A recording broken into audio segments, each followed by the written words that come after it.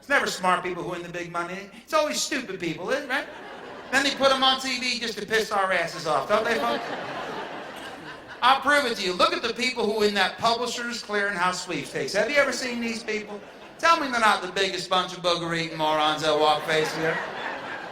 You remember that lady 1 year, Super Bowl Sunday? They gave her the check. She couldn't read the damn thing when they gave it to her, right? Her daughter had to tell her how much money. I said, Mama, that check said $10 million. There's a lot of O's on that check, Mama. There's Mama holding the check. National TV, curlers and 3 teeth in her head. What's that about, right? That's how they pick the winners, that thing. They'll send in the picture yourself. You get a full set of teeth, you're not getting a check. Folks, laugh. There's no stupid people here tonight, okay? There could be, maybe 1 or 2, but that's the beauty about being stupid. They really don't know we're talking about them, you understand? Not like they're going to figure it out and come up after the show, you know? I'd love to win that Powerball. Weren't you looking forward to that? It got huge, didn't it, man? A little piece. Why couldn't they just give a little bit to all of us, right, folks?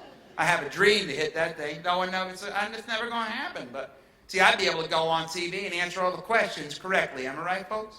You ever see when they interview these people? It proves they're not supposed to have that kind of money. They had a guy from Wisconsin who wins $104 million. They go, you think that money's going to make a change in your life? You know what he says? He goes, no, I'm a simple man.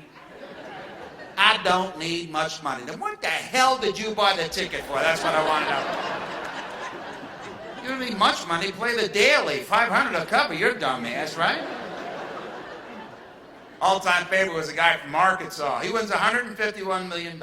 They meet him at his job. He's leaning on a 1978 Ford F-150, piece of junk truck, and they ask him, what's the first thing you're going to do with all that money? You know what he says? I'm going to get my pickup truck repainted. At least he had a plan, you know what I'm saying, folks? They go, well, do you think you'd quit your job? He goes, no, I'd never quit my job. I love fixing cars. And if I was one of the cameramen that was forced to film them dumb interviews, and I heard that same thing, I'd never quit my job, I think I'd snap out, drop the camera, and beat the crap out of that guy right there, man. All you hear is ass whooping and a sick laugh on that video, man. Because it just proves to every single one of us, you are way too dumb to handle that kind of money. You need to take it away and give it to real people like us, right, folks? Folks, would you go back to work after winning a couple $100 million? Would you do it? No? I'd have to go back at least one day, right? With a whole different attitude, right? Might even show up early, bring donuts. What do you think? You know what I mean? Come waltzing in there. The following list of people can now kiss my ass. You can have people rolling up on you. Hey, what's new? Kiss my ass. Grab a cream filled. Have a great day. It's all about the money, isn't it, man? Lady says to me one night, she goes, all you need is $1 million and you can retire. Do you believe that? I don't think. We'd never get it. If you win $1 million, you don't get it. You got capital gains tax, 60% on winnings. You get $400,000. Then you pay your state and local tax, you know. You got a couple $100,000. Get your pickup truck repainted wherever you're from. What do you got left? A couple dollars to go back and forth to work for a couple of years. Isn't that right? You know why? Because we pay high prices for little things. Gallon of gas is on the way down right now. Not bad, you know. We never know when they're going to change it. But gas, the product, we're always going to pay a lot of money for. It's oil sucked out of the ground in another country, put in an oil tanker and is shipped overseas. Takes months to get here and more fuel. Why don't they put it in a sailboat and let it blow over here, right? BP has proved it will find the shoreline.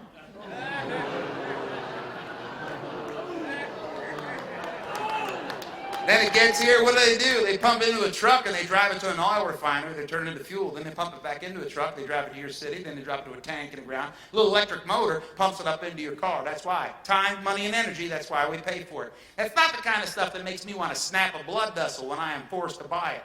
Like a Hallmark card on my anniversary. Have you guys done this stuff lately? It's Valentine's weekend, you know exactly what I'm talking about. $9 for a good Hallmark card. That's a load of crap, man. I brought her back to the store with me. I get her read this. That's the one I was going to buy right there. Beautiful. It plays music and everything. I love you, honey. Here, come stand by this dress. I was going to buy it for you. Here you go. First marriage didn't work out. I was married to a very famous woman. You might recognize my ex-wife name from television and movies. She's also been in a couple of books. Her name was Satan. That was her name. Yeah. I know some of you want to laugh at that. You just can't right now because you might be out with her sister. It's been Big family from what I'm learning. Very big family, you know.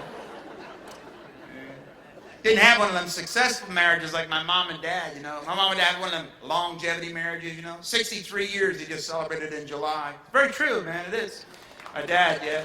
Thank you very much. My dad's 83 years old. He doesn't do much anymore. He kind of sits on the couch and shakes, you know.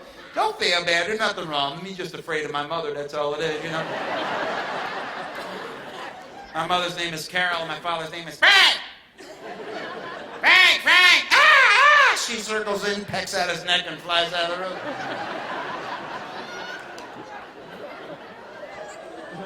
Should I leave the window open? Yeah, she'll want to eat around too. You better leave it open. But being married, I try to look for the answers, you know. I think I finally figured it out. We as men have finally figured out that we're morons, and we know we are, you know. Not a lot of men will admit to that, but I will. And a lot of women, I think you got to understand something, ladies. We know we are. It's just your job as a woman to pick the moron you can live with for the rest of your life. It's not really a great joke. Look around. There's at least one guy sitting here right now going, I'm not a moron. You know what that means? He is the biggest moron in this room, am I right? He doesn't even know it yet, man. But you know, when you get married, you're looking for every possible answer you can to keep out of trouble, am I right, sir? And keep all the answers correct. Because you know what happens is they get together and it's called a shower. And at that shower, stuff is shared, okay? And all the women that are married before them, they always tell them a little lie. They go, communication's the key to a happy marriage. No, communication's a little window that women keep open so they can whip questions at us that we can't answer. That's not communication. That's called dodging bullets is what that is right there. If you want to stay happily married, you need to learn from the couples that are married before you, like my mom and dad, 63 years. You know why they're happy? My dad has been deaf for over 38 of those 63 years. He's worn a hearing aid for 35, never replaced the battery. My mom has no idea.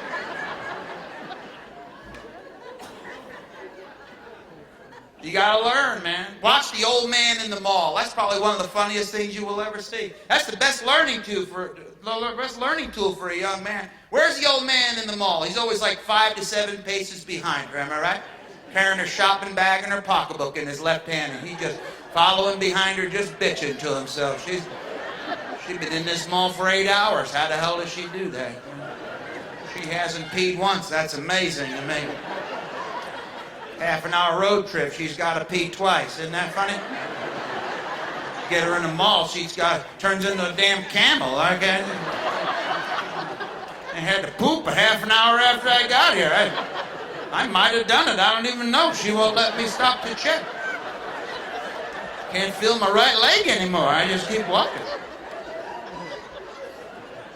Then he finally spots her going up to the register and going to pay for her stuff. That's when you see an old man snap into action. Isn't that true? Gives up the pocketbook and the shopping bag, starts doing the heel raise. You ever see the old man do the heel raise? See that happening. Know what I'm talking about?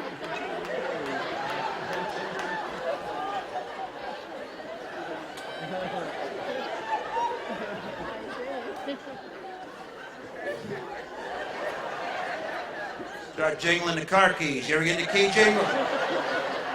Jingle, jingle, jingle, jingle, jingle, jingle. Then the keys come out. That's when you're in trouble, ladies, because as soon as the keys come out, you got about 7 seconds, because after that, key goes right in that right ear. You see that happen? They start digging in there. Yeah. Oh, yeah. You think we're scratching, don't you, ladies? No, no, we're trying to puncture that eardrum for a quiet ride home. That's what we're trying to do. Because we know as soon as we get in the car, questions are going to come flying at us. Isn't that right, guys? About the stuff they tried on but did not buy. Have you ever been there? You think those white pants I tried on, do you think they made me look fat? I didn't get them. What do you? I found out you look fat and all the pants you tried on was not the right answer to that question. That was a slow motion moment. Have you guys ever had one of those? It's almost like an out-of-body experience. You could see you yelling at you, pull over, fake a heart attack, grab your arm.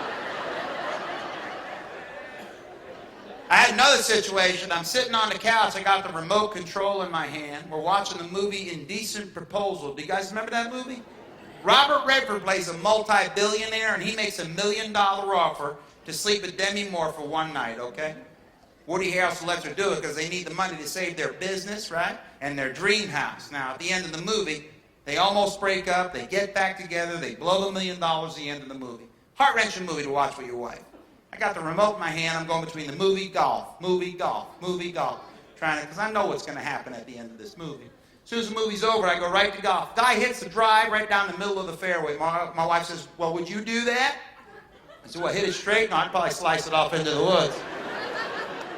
Because I was avoiding the answer question thing happening. I said, what are you talking about? She goes, would you let me sleep another guy for $1 million? I turned to her, I go, you stop that crazy talk. We are not getting into this, okay? Now, ladies, let me explain something to you. Every man has that little moron that lives inside of us, okay? He hears your questions, he starts laughing, he gives us a little punchline to give to you. We do it because we're morons. And then the fight pursues. So I said, look, honey, I don't want to get into this. She goes, well, would you? I said, look, would I what? She goes, would you let me sleep with another guy for $1 million? I turned to her, I go, stop it. And that moron spoke up. I said, for $1,000, I'll drive you to his house. What are you, crazy? That's $1 million, honey. One of us is going. That's a no-brainer right there.